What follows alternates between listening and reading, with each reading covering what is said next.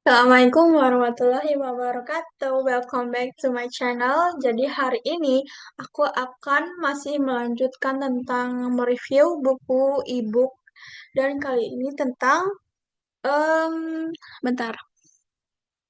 Leadership and Self-Deception. Maksud dari the leadership and self-deception yaitu tentang introspeksi kepemimpinan dan cara mengatasi bias diri untuk memimpin lebih efektif. Penulisnya adalah The, The Arbinger Institute, ditulis tahun 2000.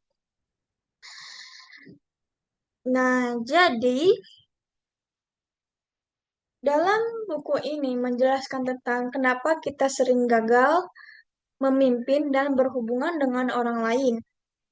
Banyak orang berpikir bahwa kepemimpinan hanya soal keterampilan manajerial dan strategi bisnis. Namun, buku ini menunjukkan bahwa masalah utama dalam kepemimpinan berasal dari sesuatu yang lebih mendalam, cara kita melihat dan berinteraksi dengan orang lain. Menurut The Arbinger Institute, banyak pemimpin dan individu terjebak dalam self-deception. Apa itu arti self-deception? Self-deception itu adalah penipuan diri sendiri, yaitu keadaan di mana kita tidak menyadari bahwa kita sedang melihat dunia dengan cara yang keliru. Buku ini mengajarkan bahwa sukses dalam kepemimpinan bisnis dan kehidupan pribadi bergantung pada cara kita keluar dari penipuan diri sendiri dan mulai melihat orang lain sebagai manusia, bukan sekadar alat untuk mencapai tujuan kita. Oke, lanjut ke nomor satu. Nah, apa itu self-deception? Yaitu penipuan diri sendiri. Self-deception terjadi ketika kita tidak menyadari bahwa kita memiliki cara pandangan yang salah terhadap orang lain. Seringkali kita berpikir bahwa kitalah korban dalam suatu situasi, sementara orang lain masalahnya. Contohnya seperti apa? Di tempat kerja, seseorang manajer merasa bahwa karyawannya malas dan tidak kompeten, tetapi ia tidak melihat bahwa dirinya sendiri tidak pernah memberikan arahan yang jelas atau dukungan yang cukup. Nah, itu merupakan penipuan diri sendiri. Jadi misalkan kalian melihat karyawannya malas dan tidak kompeten, tetapi tetapi tapi ia tidak pernah melihat diri sendirinya, yaitu kayak introspeksi diri.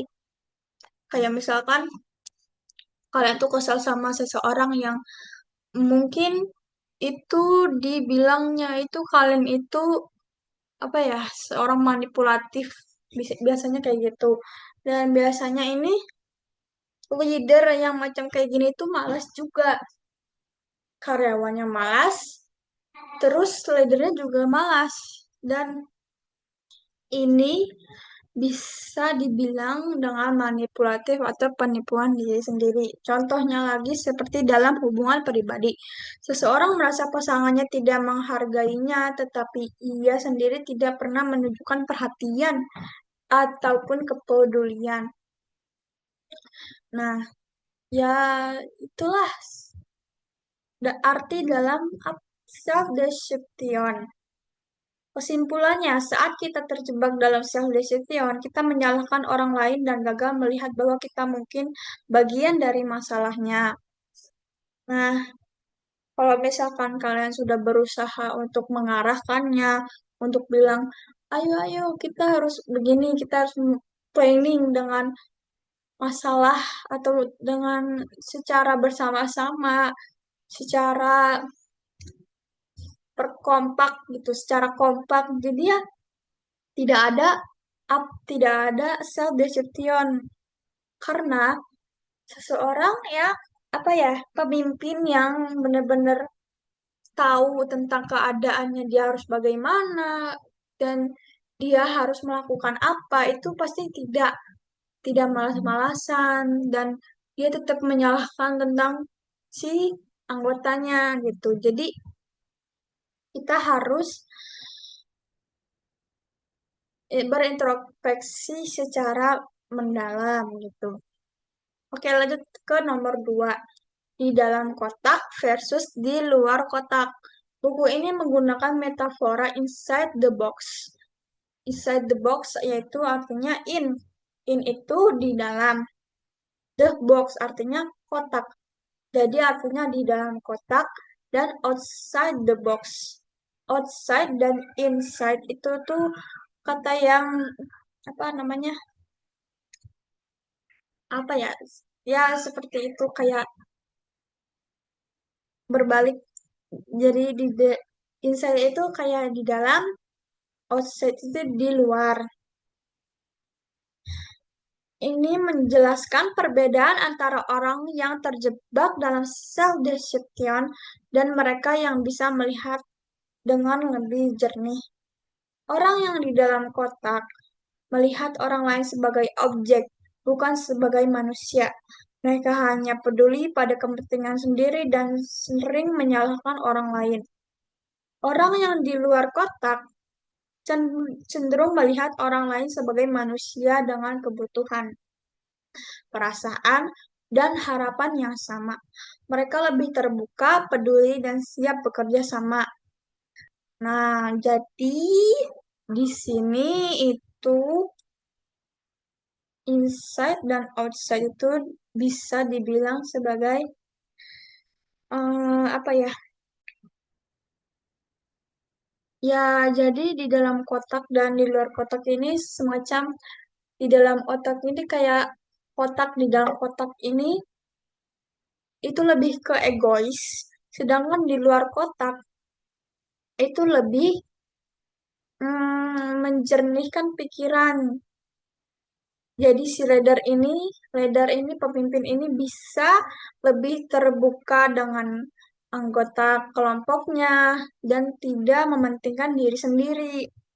Contohnya yaitu seorang bos yang di dalam kotak hanya melihat karyawan sebagai alat untuk mencapai target perusahaan. Ia tidak peduli apakah mereka sedang kesulitan atau membutuhkan dukungan. Nah, apa ini di dalam kotak tuh? Di dalam kotak itu ya egois gitu. Jadi, sebagai seorang pemimpin atau seorang pendiri atau semacam CEO, kita tuh harus peduli dengan karyawan atau ya semacam karyawan-karyawan yang ada di perusahaan kita. Jangan sampai kita lebih ke egois. Bisa saja mereka perlu tentang adanya rasa kemanusiaan, rasa kekeluargaan di perusahaannya gitu, guys. Nah, ada lagi seorang bos yang di luar kotak, yaitu memahami bahwa karyawannya adalah manusia yang memiliki tantangan sendiri. Ia membantu mereka berkembang, yang menciptakan lingkungan kerja yang lebih baik.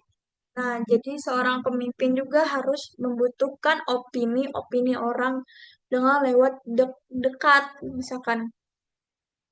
Misalkan kamu ini punya kelompok. Nah, kamu itu sebagai leader atau pemimpin. Nah, kamu ini misalkan disuruh patungan satu kelompok tuh 10 orang teh 2.000. Nah, itu dapat 20.000. Tapi kan biasanya kalau dengan anak laki-laki itu kan susah, bener-bener susah banget.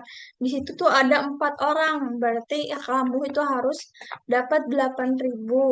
Nah, nah si cowok-cowok empat orang ini tuh susah banget untuk apa? Untuk bayar, bayar, bayar kelompok. Nah, tapi kamu teh kayak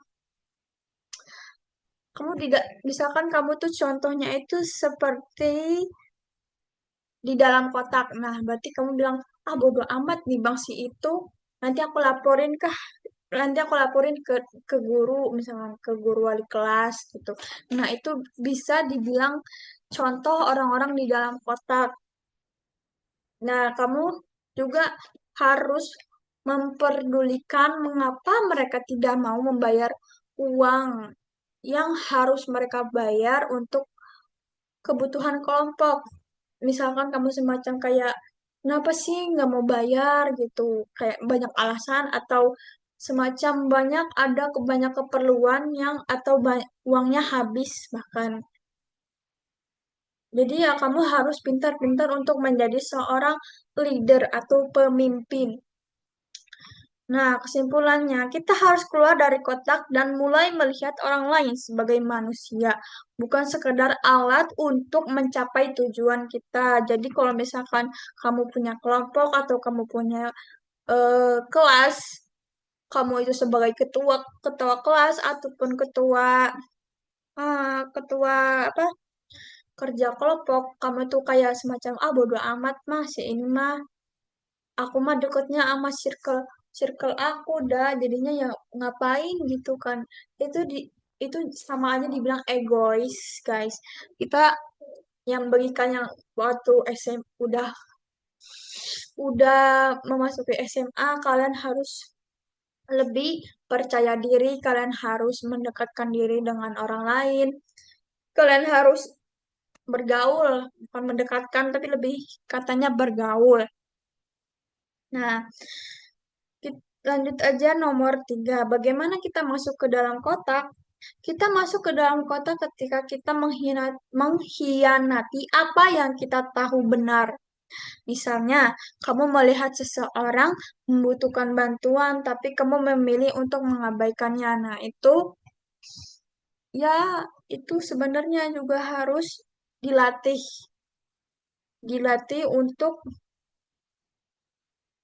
apa ya? Semacam kayak ya untuk sendiri gitu. Kalau misalkan kamu itu kayak udah tahu nih teman kamu tuh kesusahan gitu ya, udah tahu nggak punya pulpen gitu, kayak ya pulpen aku habis atau semacam kayak kamu ada nggak pulpen gitu kan, kamu sebagai teman sebangku misalkan kamu juga harus care atau peduli.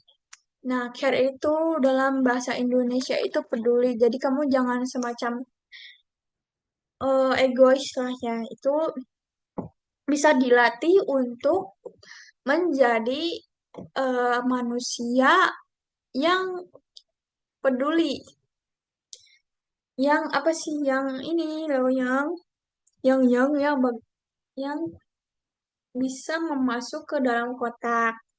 Nah, oke, yang kedua, kamu tahu kamu harus meminta maaf setelah melakukan kesalahan, tetapi kamu justru mencari alasan untuk membenarkan tindakanmu.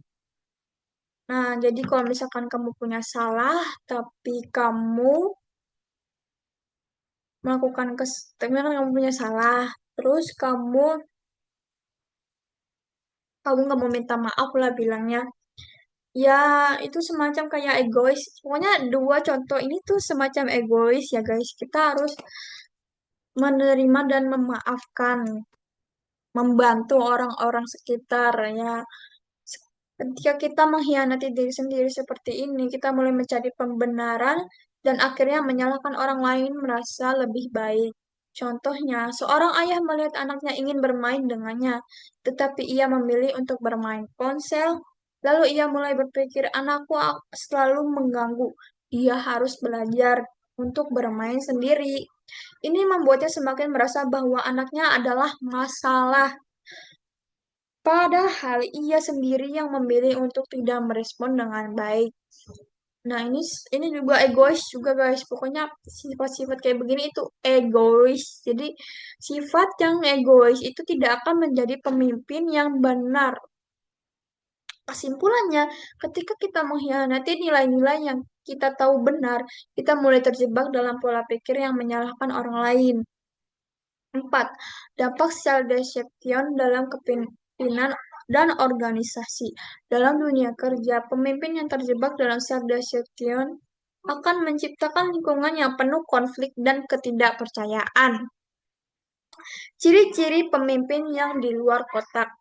Satu, melihat kesalahan sebagai kesempatan untuk belajar, bukan untuk menyalahkan. Nah, ini sudah diulang-ulang, jangan egois kalau menjadi pemimpin. Banyak di sekitar di sekitar teman-teman aku yang egois, tapi aku nggak mau ngasih tahu satu-satu. Cuman mungkin kamu juga pernah bergosip dengan teman-teman kalian yang kayak, ih, si Eta mah kayak gini ya. Ya, mungkin kalian juga harus menilai. Dan misalkan, kalau misalkan ketua kelas kalian yang leha-leha, kalian juga boleh menasehatinya. Kalau misalkan kalian itu masih belum bisa untuk menjadi pemimpin gitu. Dua, menghargai kontribusi setiap individu dalam tim. Nah, pemimpin ini harus menghargai dan mengapresiasi. Karena kalau misalkan kalian tidak netral nih, kalian misalkan tim, aku mah yang mendukung mah circle aku aja itu sama aja egois.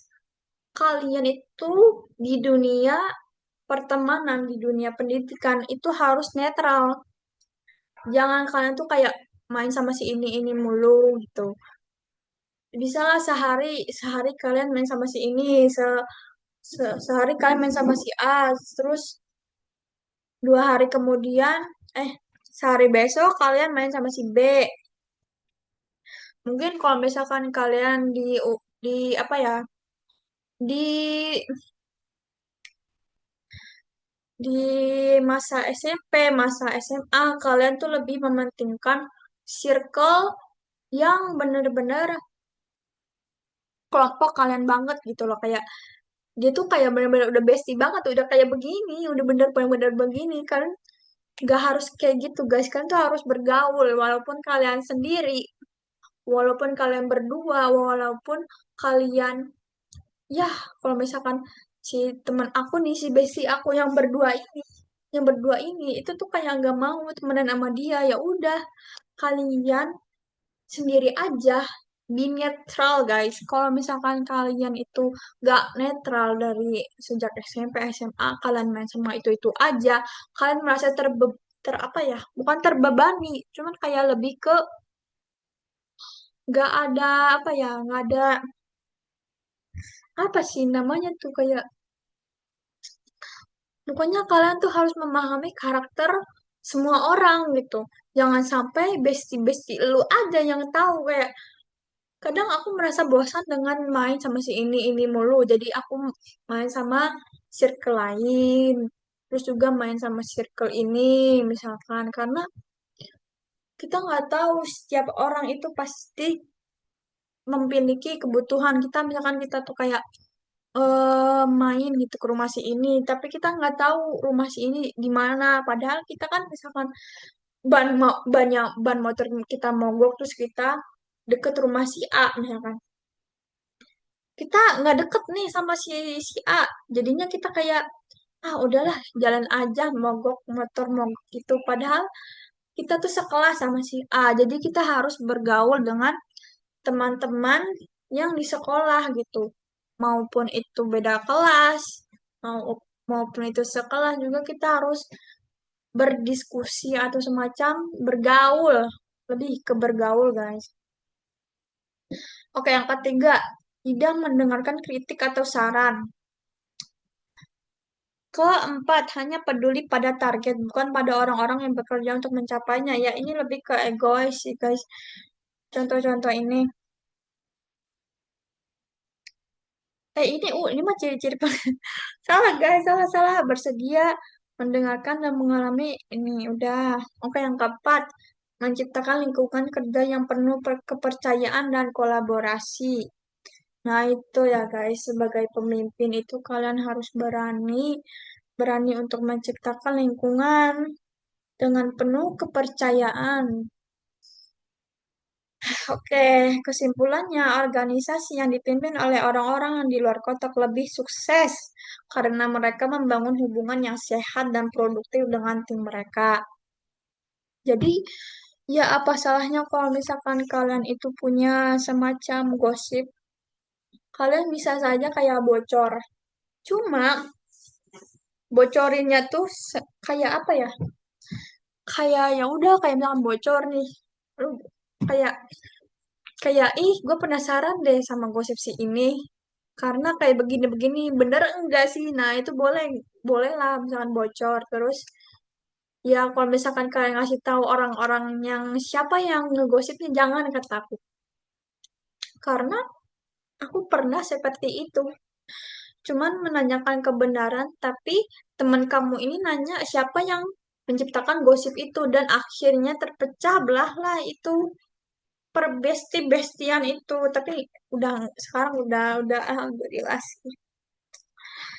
Oke, lanjut ke nomor 5. Bagaimana keluar dari kotak dan memimpin dengan lebih baik? Satu, sadari bahwa kita mungkin sedang berada dalam kotak. Misalkan kamu merasa egois atau semacam kamu ketika sudah mendengarkan video aku ini kayak oh iya ya gue egois banget. Selama ini gue nggak pernah melihat mereka tuh kerja karena gue tuh males-malesan. Nah itu dibilang sadar di dalam kotak. Dua, berhenti mencari pembenaran. Kalau misalkan pembenarannya itu benar-benar yang kamu alami pure banget yang kamu itu kayak tidak malas-malasan dan sudah memberanikan diri untuk lebih apa lebih kompak.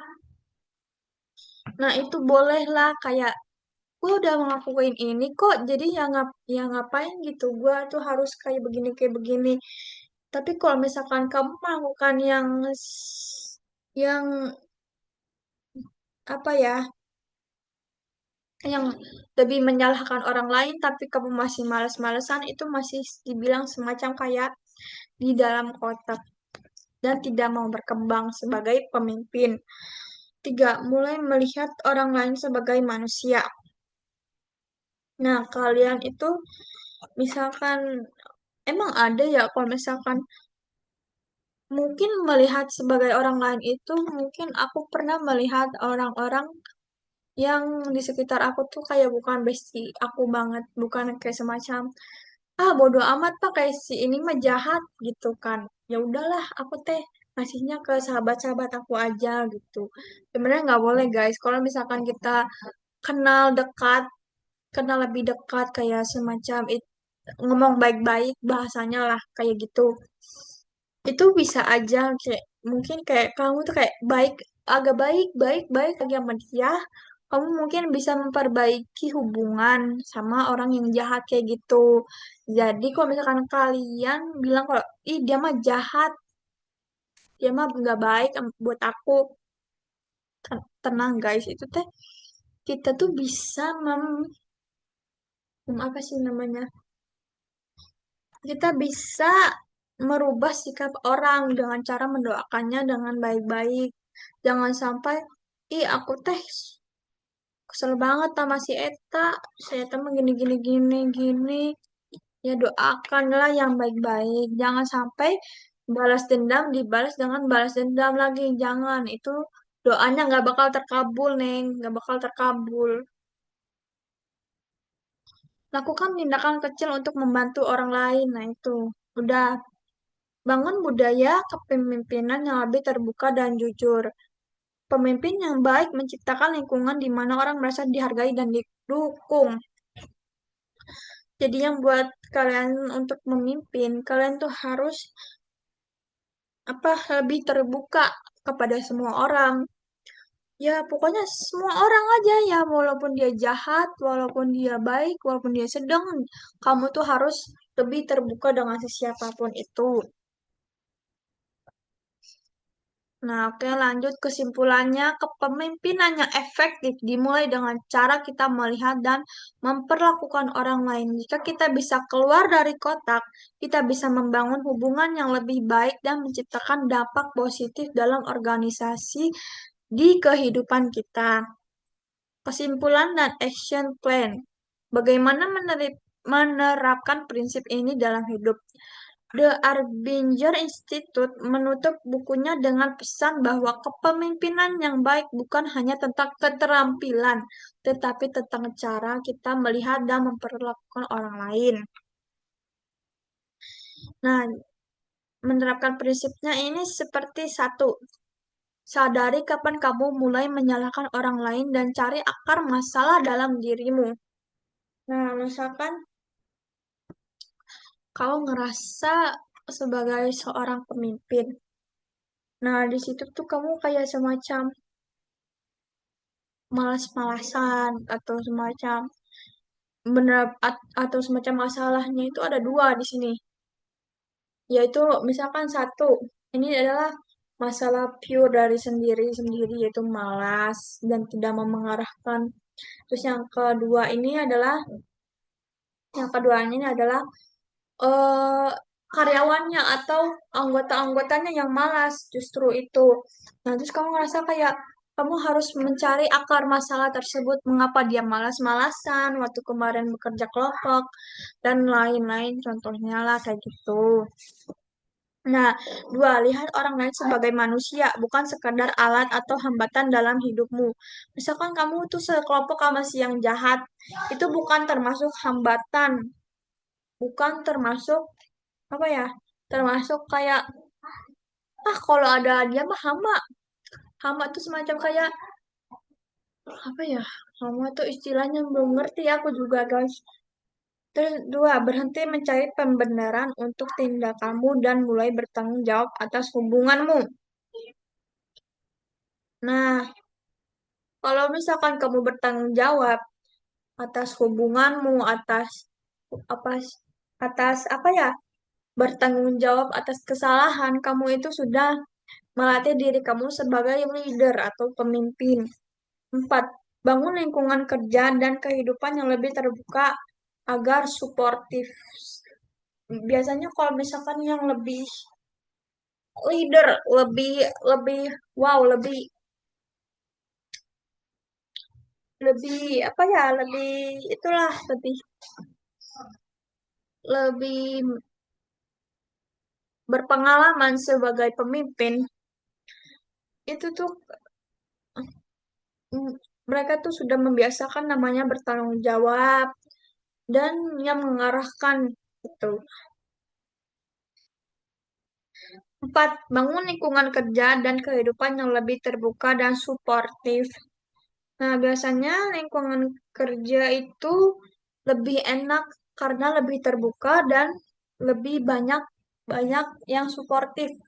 Karena yang suportif itu udah mengenal satu sama lain, jadi ya nggak usah heran kalau misalkan si ini mah si nggak ada yang namanya tuh kayak kamu kenapa begini begini begini terus nanti tuh ada gosip lagi gitu, kayak kita tuh harus menghindarkan yang namanya apa ya, yang namanya itu orang-orang yang jahat di, maksudnya kita itu kayak kita tuh kesel sama dia terus kita tuh bilang dia mah jahat, gue mah nggak mau nggak mau apa ya, nggak mau deket lah sama dia, jadi jangan kayak gitu. Kita tuh harus belajar untuk care, peduli untuk sebagai leader. Jangan hanya fokus pada hasil tetapi juga pada bagaimana kamu berinteraksi dengan orang lain untuk mencapainya. Jika kita bisa menerapkan prinsip ini, kita tidak hanya akan menjadi pemimpin yang lebih baik, tapi juga akan memiliki hubungan yang lebih sehat dan kehidupan yang lebih memuaskan. Jadi, apakah kamu siap untuk keluar dari kota dan mulai memimpin dengan cara yang lebih efektif dan manusiawi? Nah, jadi itulah dari leader and self-deception.